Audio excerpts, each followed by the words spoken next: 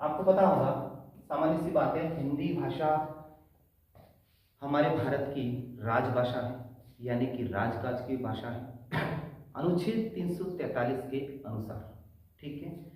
अधिकांश लोगों द्वारा व्यवहार में की जाने के कारण यह हमारे भारत की राष्ट्रभाषा भी कहलाती है। ठीक है, लेकिन संविधान के अनुसार इसे हम राजभाषा कहेंगे। ठीक है, तो हमारे भारत की हिंदी राजभाषा है। इसकी 5 उपभाषाएं हैं। कितनी? 5 उपभाषाएं हैं।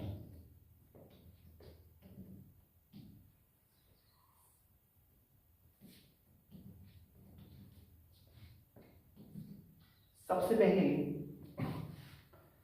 पहली है पश्चिमी हिंदी। पश्चिमी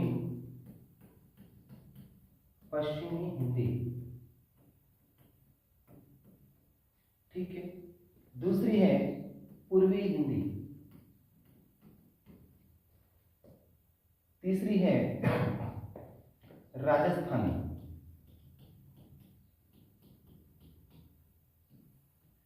चौथी है बिहारी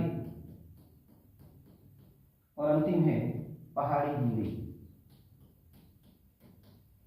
ठीक है, तो हमारी हिंदी भाषा की 5 तो उपभाषाएं हैं, जिसमें पश्चिमी हिंदी, पूर्वी हिंदी, राजस्थानी, बिहारी और पहाड़ी।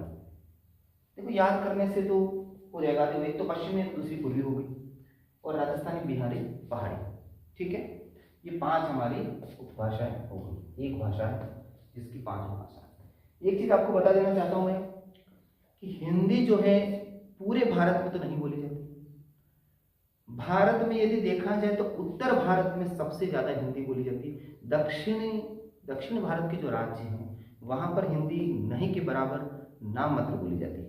दक्षिण के राज्यों में जैसे तमिलनाडु है, केरल है, आंध्र प्रदेश है, इन राज्यों में हिंदी नहीं बोली जाती है, यानी कि बहुत कम बोली जाती है। ठीक है, वहां की उनकी बोली का प्रयोग होता है। ठीक है, अब देखते हैं पश्चिमी हिंदी की अलग अलग बोलियां हैं, यानी कि पश्चिमी हिंदी की यहाँ पर 5 बोलियां हैं। एक चीज बता देना चाहता हूं मैं आपको, अलग अलग विद्वानों ने बोलियों के बारे में अलग अलग संख्या बताई। कुछ विद्वान 17 मानते हैं, कुछ 18 मानते हैं। यहां तक कि जॉर्ज इब्राहिम ग्रियर्सन ने पश्चिमी हिंदी या पूर्वी हिंदी तक ही उसको सीमित कर दिया है और उसकी बोलियों के बारे में बताया है। ठीक है, देखते हैं पश्चिमी हिंदी की कौन कौन सी बोलियां हैं। तो सबसे पहले आती है खड़ी बोली। खड़ी